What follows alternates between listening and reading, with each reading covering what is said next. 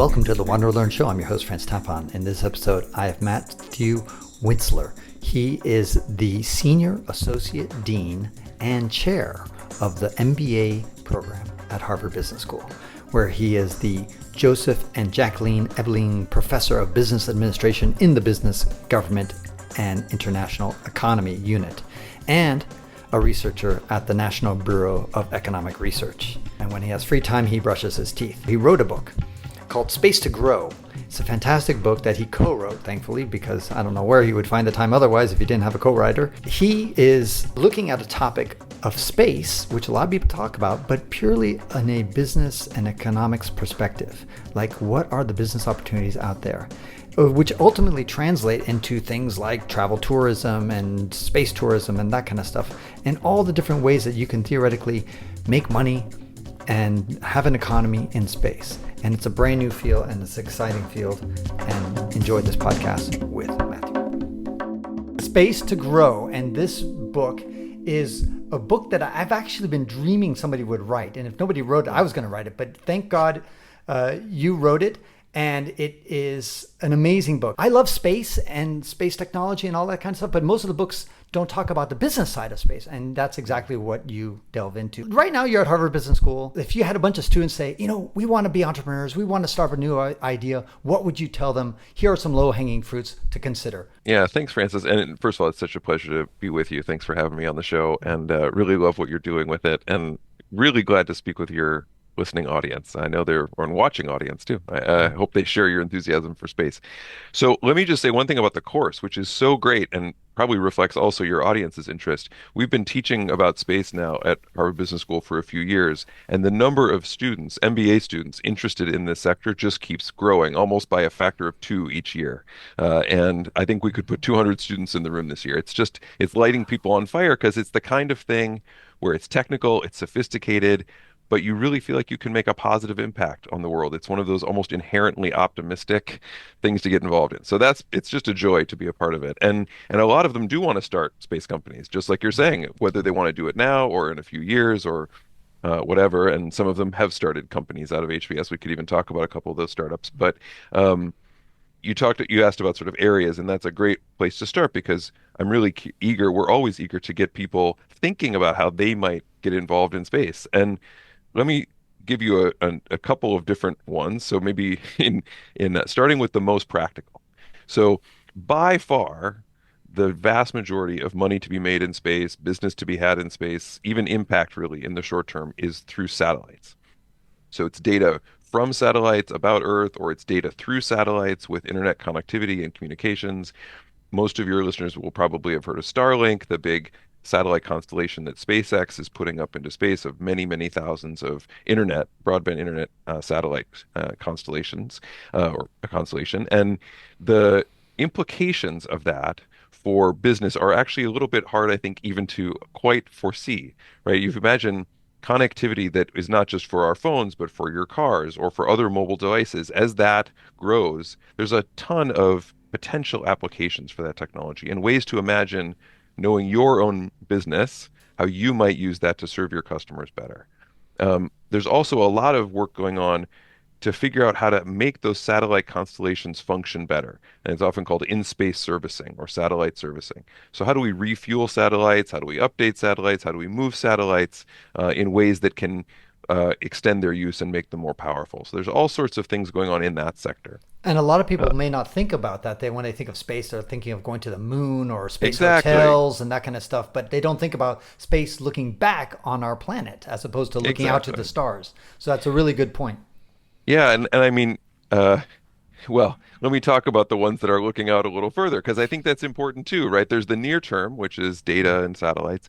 If we look just maybe a bit over the horizon, there's a really exciting new thing happening in space, which is a shift from the International Space Station, which has been housing astronauts for over 2 decades now in continuous presence in space. It's done wonderful things, but it isn't fundamentally a commercial entity. It's trying to serve lots of different purposes. A shift from that to commercial space stations. And it's still a very uncertain thing. We're not exactly sure how it's going to happen or when, but there are multiple companies working on designs that NASA will be an anchor customer for that will be very much built to service potential commercial applications, whether that's R&D for things like pharmaceuticals or manufacturing for materials where the microgravity available in low Earth orbit is particularly valuable. And so if there are engineers out there, folks who build products where you think, actually, now that I think about it, having a microgravity environment where I'm not getting the sedimentation, but in fact all the things are diffusing in sort of more of a cloud, or where I can build things without buttressing them, like human organs and things like this. These are the ideas people are having. They're old ideas that we've been having them for decades, but we've never quite had the platform to make the most of this. And so that's a really exciting area in kind of the medium term. And then can Interesting. I just, yeah, Yeah, one and more. then Go maybe I'll ahead. just go even further out. So Okay. like, because part of how I'm sure your listeners who are excited about space, they're excited about the big visions of us living in space and expanding and exploring. I mean, especially given what your podcast is all about. And Mhm. um, I think there's a lot of variation of opinion on this, I will say, within the space sector, what role humans will play physically in our expansion into space. I tend to be more on the pro-human side. There are folks who think automation is definitely is a better way to explore. I tend to think we want to have people up there. And if we are going to have people up there, it's very complicated and dangerous and risky. And so we're going to need a ton of innovation on what you might think of as life support broadly defined, Right. food, shelter, safety, health, all sorts of things. So anybody who has ideas or interests in helping us survive in space and thrive in space, there's going to be huge opportunities there going forward. Yeah, I imagine Right. there's certain alloys or ways to protect ourselves from radiation. That would be a game changer. Exactly. Radiation is a huge issue. And, we have some ways of solving it, like you can live inside lava tubes and you can cover your habitats in regolith from Mars, but those aren't the most appealing ways to live, right? So Right. you'd love to have a bit of more ideas coming down the pipe. Well, Jeff Bezos is a big fan of O'Neill cylinders, which are basically these Exactly. cylinders that they need to have some sort of protection. You can't live under a lava rock there. So Yes. there's got to The be a solution in the actual materials. I think that's right. I mean, the closer you are to Earth, the more you can still benefit from our magnetosphere shooting some of that radiation off. And that's actually part of the appeal of, building stations and then eventually, or hopefully larger stations that turn into hotels and maybe even habitats close to Earth. But you're right. As we think about the really long-term visions, that's the radiation is just one of the problems we're going to need to solve. Yeah. Yeah, it's a real game changer if we can somehow solve that thing. Now, what about when you were researching this book? You were not Yeah. ignorant. You knew already a lot about space and that kind of stuff. You weren't born yesterday, so you knew all these things. But then you always discover something new in the course of doing the research. What kind of Mm. like was like, oh wow, I didn't know that. What kind of moment did you have when you did that? There's so many things, right? As you're actually reading this, it's even or writing this, and it's hard maybe even to notice them in retrospect, Hmm. because it's all part of the process. I guess let me highlight a couple things that come to mind. And I should tell people it's true that I was familiar with space, but actually A Star I've not Trek always been junkie. a space person. Yeah, exactly. That's the funny thing. So I'm an economist. I was trained in economics, and I've been teaching about economic policy and the role of government in markets at HBS for 15 years. And I only really started getting even mildly interested in space professionally about 10 years ago. And this is when SpaceX starts landing rockets on barges in the ocean, and everyone starts paying attention to these incredible transformations that are happening in space. And as an economist, seeing this shift in the role of the public versus the private sector, that's what we are all about. Economists have a lot of tools, a lot of knowledge about understanding the relative role of markets and states. And I thought, wait, maybe there's something I can do to understand this sector and maybe even help it do better. So that's how I got into space. And I've learned a lot about it just because I was curious and I wanted to help. And so that's the background of all this. When you ask what I learned that I think surprised me most, um, one thing that pops into my mind is that there's this paradox with space that it's obviously very big. It's sort of an understatement, but it's very big in multiple ways, not just physically, also potentially economically. Like we all hope that it really is, the subtitle of our book is unlocking the final economic frontier. We do hope that it's this unlimited frontier economically, and that's exciting because it makes you think that even the competitors in space, what you might think of as competitors in space right now, are also really collaborators. We're all Mm. trying to build this future together, and that's a wonderful thing. But it's also space is also remarkably small, and I mean that both in terms of the number of people involved in space. You meet one person in space, you meet another person, they already know each other. I mean, it's just a remarkably tight-knit community and very, very, I find, mutually supportive. But also the number of really serious players in space is actually quite small. So the number of countries that have big space programs, the number of companies that are really active is pretty limited. There's even a third thing that is pretty Yeah, amazing, which is how small the Lagrange points are, like the L1, that's L2. right. That's a small real estate. The South Pole and the North Pole of the Moon, which are The going to be moon, heavily exactly. contested. I mean, these are tiny little areas, relatively speaking, compared to obviously the size of our solar system. These are, Yes. but they're very valuable real estate, and there's going to be some sort of bumping of elbows in those really valuable spots. Yep. And you're so right. And that's a very much of a double-edged sword, right? So on the one hand, you do worry when things are limited that there is natural conflict over them. It's a similar problem. Most of your listeners have probably heard about the space debris problem in Yes. low Earth orbit, right? And you might think, like, and there is a real problem there that we only have one low Earth orbit, so to speak. And if we mess it up, it's going to take a tremendous amount of effort to clean it up and make it useful again. So that's a big risk. The other side of that coin is that when you have only a few major actors, their incentives to fix these problems and resolve them to actually capture the value are huge, Right. right? So um, SpaceX and Amazon, who are the ones that are likely to have the largest satellite constellations, they have every interest in low Earth orbit not becoming a useless debris field, right? They really want to make sure that it doesn't happen. Same with the moon. As much as there's competition over these special spots, we don't want to we don't want to ruin them in some sense, geopolitically or otherwise, in a way that then would um, destroy that value for all of us. There's a huge amount of aligned incentives in the end. Absolutely. Now, I love your book. Really, I recommend it for everybody to go out there and buy it. I think you go to economicsofspace.com to learn more, right? That's great. Yeah, you can go Yeah. there. It's also just you can find it on Amazon for Right. Space to Grow. Yeah, either way. The book is, generally optimistic and that kind of stuff, but it was that whole space debris thing, which is related to the Kessler syndrome, Yeah. that especially at the very end of your book, Matt, where you interviewed a couple of people Oh and yeah. those experts, and then in the Q&A, the thing that kept coming up is that Kessler syndrome could be like Yeah. keep us here on Earth. Yeah. Because if you imagine just a debris field all over, we can't even launch satellites safely because it's just a shit show up in the sky.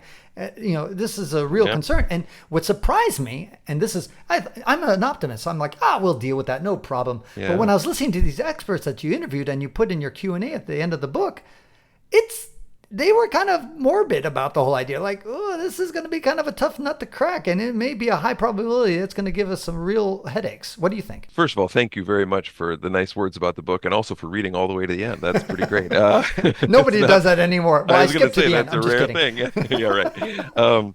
Look, it's funny you ask about this because as I mentioned, I didn't come to space originally and I was teaching about economics and I wanted to teach about climate change and the difficulty of solving this, tragedy of the commons problem that we're all facing. And then I learned about space debris and I thought, wait a minute, that's a beautiful analogy for the challenge we face with climate, but it gets at it from a different angle. And I think that's really the fundamental challenge that these experts and most people are worried about, which is that we all understand the risk, but it is this um, it's a classic tragedy of the commons where the negative spillover effects of my actions on others, I don't necessarily have to pay for them. And Right. because we don't have a global government that can help price those spillovers, because in fact, it's just hard to coordinate activity. It's hard to even sign responsibility for the debris because when my piece of debris hits your piece of debris, is it then your fault or my fault or the person's fault before? There's all these logistical problems to tackle it in a way that would, of course, we all would want to. And that's where people get very nervous, that it's not clear exactly the path through which we're going to get there. I have to say, maybe I'm just an optimist like you. I came away from all of this not quite as nervous as some, and maybe it's also the economics training in me, and this relates a little bit to what I just said earlier, which is it is very much in the interest of these concentrated players in space to not let the worst case happen.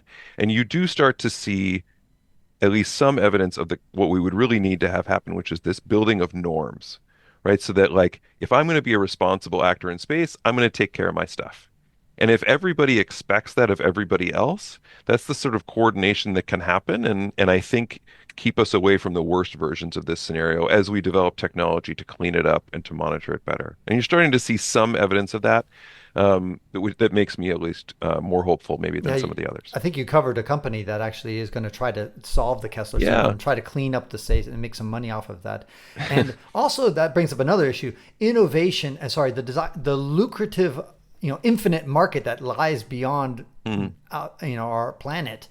That is a big tug, and also cleaning up the space in case we do screw things up and the Kessler syndrome becomes a Yeah, problem. The value of cleaning up that and coming up with innovative technology that helps clean things up will also be probably developed, and there will be a huge incentive to clean up the mess that we might end up creating. for sure. And that's one of my favorite stories in the whole book because the man who founded this company called Astroscale, Yes. he was like so many of us and probably your listeners too, where he wasn't a space executive, he wasn't an aerospace engineer, he was an IT consultant, and then he founded his own software firm and sold that for a bit of money, so he had a bit of money to invest. And he said he was in his early 40s, and he said, "I really want to make an impact. Like what is out there where I can really." Go for broke basically and really swing for the fences, so to speak. And he started going to space conferences because he'd always had this interest in space. And he saw them talking about this debris problem and Right. not really having a solution. And he's like, wait a minute, maybe I could help there. And so he starts this company, which now has hundreds of employees. It's raised over $100 million in venture financing. It's just an amazing story. I mean, they will obviously not be able to solve the problem on their own. It's just one company. But I do think that they've made a major difference in raising awareness and pushing towards this responsible norm of space activity. And I think he has already made a huge impact in the sector, and it's a lovely story.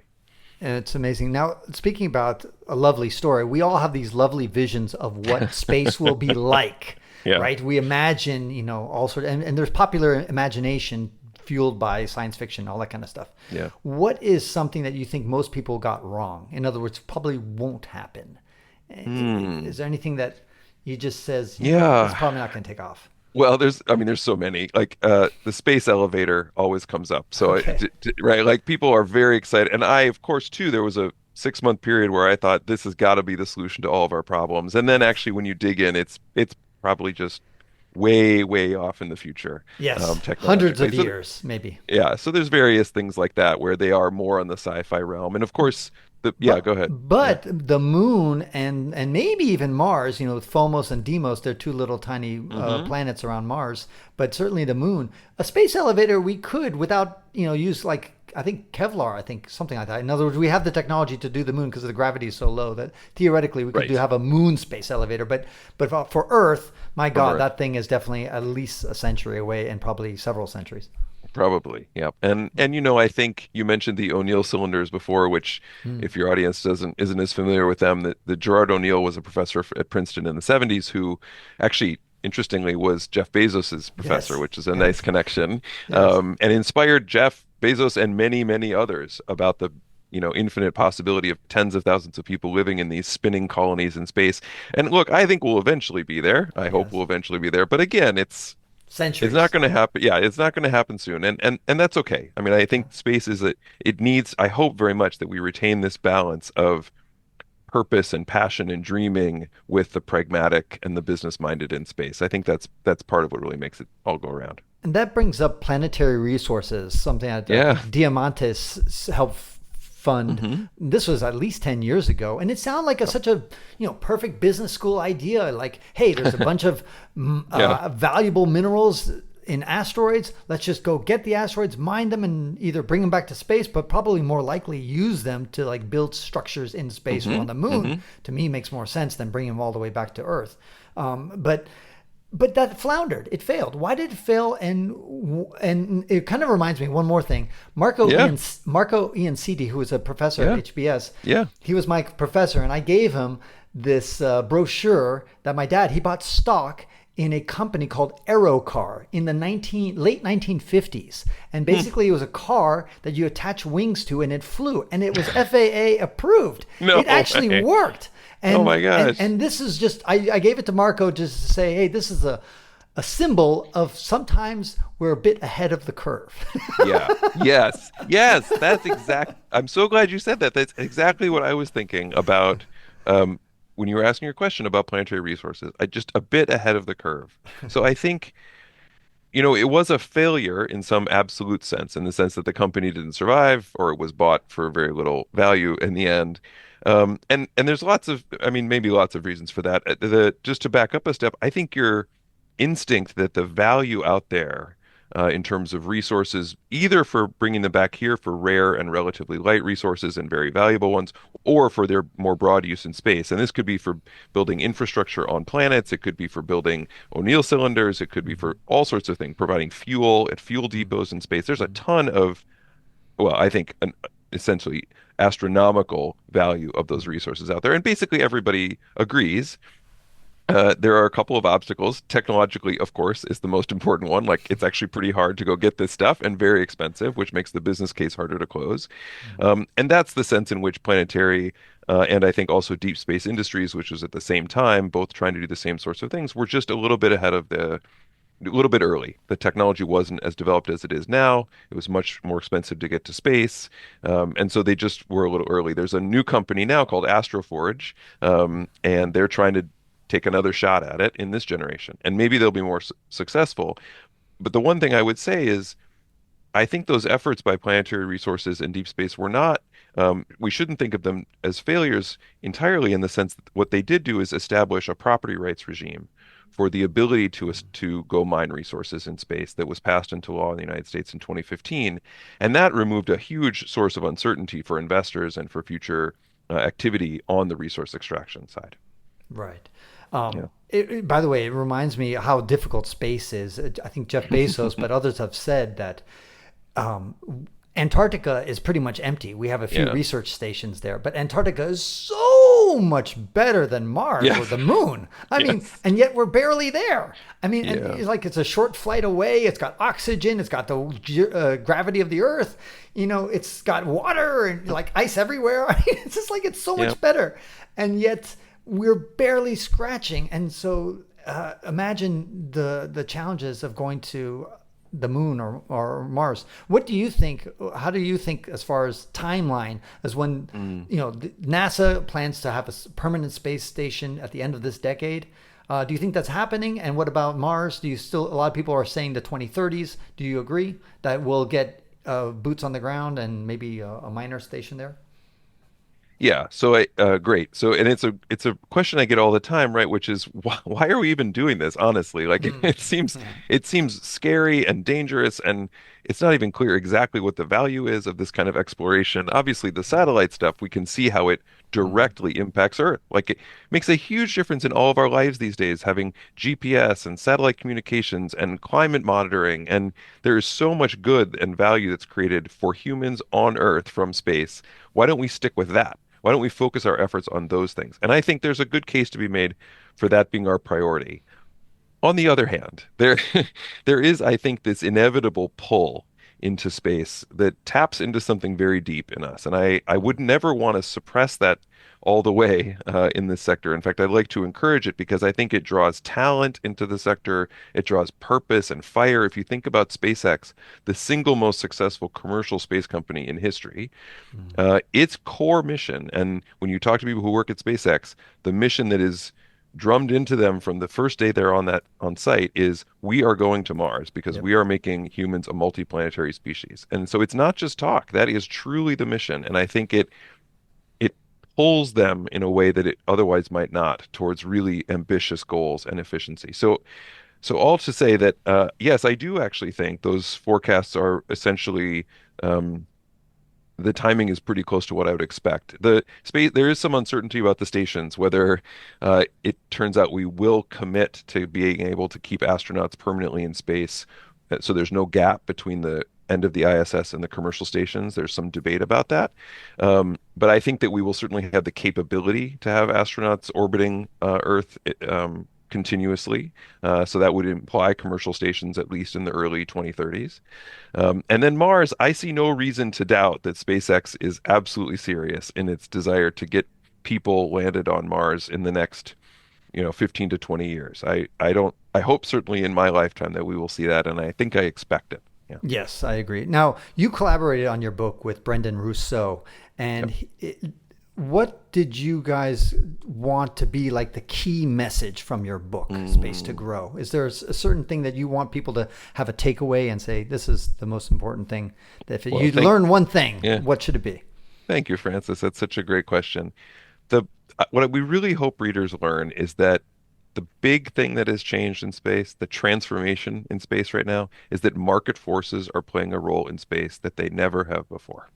That's the big change. And that means that space is opened up to so many more people, so many more organizations and companies to get involved, to be a part of this incredible moment that we happen to be alive for, to be part of something truly extraordinary. And so we are really hoping that this is, as much as anything, a call to action for more people to seize this moment and see what they might do with space for themselves and their organizations. So you're going to, right after this call, you're going to have a class at HBS, and you've got a bunch of potential and future entrepreneurs. What would you advise them to, if they're saying, okay, I want to go into the space industry? We talked at the very beginning about potential low-hanging fruit. Any other gotchas or things that you would say, in your business plan or in your business ideas, be careful about X, Y, Z? What would that be?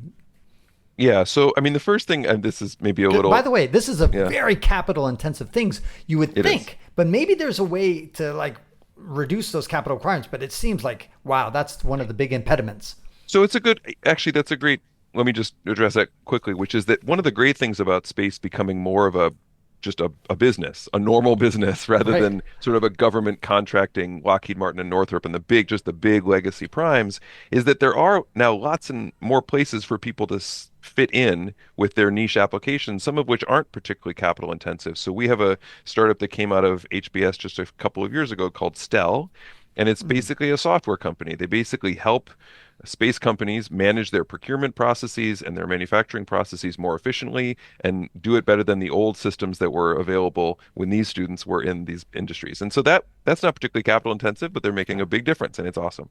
Okay, so advice to entrepreneurs. First, this is maybe a little silly, but I would just say do it. Honestly, stick your neck out there. This is such an exciting industry, and I don't meet a single person who regrets being involved in the sector. And it's not easy. You might stumble. If you can take the risk, I guess, with your, personal finances or your life, stage of life you're at, it's a wonderful industry to be a part of. So that's the first thing. The second thing I'd say is make sure you have if you're not a technical person, make sure you have a good technical partner. Because as much as space is becoming more of a business, having that technical expertise is still essential. You've got to know what you're talking about, basically, to have a real impact. And the related point there is try to narrow your focus. So talk to folks in the public sector and the private sector, because both are still going to be perpetual sources of funding and business, whether it's national security or civilian work for the government, or whether it's commercial work, and have really in your mind, what problem exactly are you solving for these people in the sector? I've written a couple books, and every time, the moment the book goes to press, you regret all sorts of things. You're like, I should have said this. I forgot to say that. That's so funny. So what would you? I mean, your book is coming out on the 25th of February. I encourage everybody to get it. It's an amazing book. But is there anything that you would add, maybe some new news that just broke in 2025? Well, news does keep breaking. Luckily, nothing has broken in that sense that surprised us too much. I mean, of course, there's so much going on in American government right now, including space. So even by the time this airs, things may have changed that we didn't anticipate. The one thing I will say that we would love to have been able to put more in on and spend more time getting really ready to write about is more of the international dimension. So we have quite a bit in the book on national security and on cooperation across countries. But one of the most exciting things that's also happening is the development of space enterprises, you might say, in other countries. So just to take an example, India is making enormous strides in what it's doing on relatively limited funds with space. In fact, they just became the fourth country to dock two different assets in space. And so there's amazing progress happening there. And it's not just India. Many, many countries are getting excited about getting involved. So maybe it's the next book, I'm not sure, but we would love to have, it's a pretty US focused book at this point, and we'd love to have it more international. Yes, but still, it is a broad sweep, and you cover so many companies. I read a lot about the industry, and I still learn so much about your book. So many companies, I was like, I didn't know about that company. I didn't know about that company. So it's a fantastic book, and it's easy to read, and yet it has depth as well. So I highly encourage everybody to go out and get it, because a lot of people on this show, they're explorers. They're people who love to explore, and I'm jealous of Magellan and Columbus and all these guys who got to explore the world. And basically, in the 25th century, people are going to be jealous of us. Yeah, there you go. Saying, I wish you had lived in the 21st century. It was such an epic age. They were just getting off the earth and exploring. So it's a great time to go. Remind people where they can learn more about the book. Well, thank you so much, Francis. So yes, www.economicsofspace.com is one place where you can learn about the book and also about all the research we're doing at HBS and other faculty besides myself who are involved in trying to help this sector move forward from a business standpoint. And then, of course, our book is also available on Amazon. So, Space to Grow. And your co-author, Brendan Rousseau, and I should be having a conversation ideally soon. So subscribe to the WanderLearn show so you can hear his co-author, Matt's co-author, refute everything that Matt said. No. That's right. Actually, it is part of the fun, right? If you write a book with somebody, where do you differ on some of these issues? And Brendan and I have had so many great conversations wrestling those issues to the ground. Yeah. In 2 minutes, any advice to people who are thinking about co-authoring a book? What kind of advice would you give to somebody who wants to be a co-author? And how do you collaborate effectively with a co-author? It's a tricky thing. So, I mean, one of the great benefits Brendan and I had is we had worked together before we decided to write the book. So as part of my work at HBS, we write case studies to teach in class. We had developed a course together. And so we'd worked up a great working relationship before we got settled on the book. And he was just a dream co-author. I'm incredibly lucky to have had him by my side. And I think that, it is there's a lot of trust, there's a lot of division of labor that has to go into it. So I would establish the relationship in some other way first if you can. Excellent. Matt, a pleasure. Thank you so much. And go get the book. I will have links to it in the show notes, and I highly recommend it. Space to Grow. Thank you, Matt. Have a wonderful time in space, wherever you are. Thank you so much, Francis. What a pleasure to talk to you. Thanks. And that ends this episode of the WanderLearn podcast, where we explore travel, technology, and transformation. If you'd like to see the show notes with links to what we've talked about, go to wanderlearn.com and click on this episode. If you'd like to connect with me, just remember Tapon. That's my first initial and my last name. Tapon is always my social media username. My website is ftapon.com. Do you want to leave me an anonymous voicemail where you can make a comment or ask a question? Then go to speakpipe.com/ftapon. Furthermore, if you'd like to get rewarded for supporting my projects, then go to patreon.com/ftapon. That's where you can pick up some remarkable rewards for as little as $2 a month. Now, 5 quick favors. Number 1, subscribe to the WanderLearn podcast. 2, download it. 3, share it. 4, review it. And 5, sign up for my newsletter at wanderlearn.com. Our theme music was composed by Eric Stratman. This is Francis Tapon, encouraging you to wander and learn.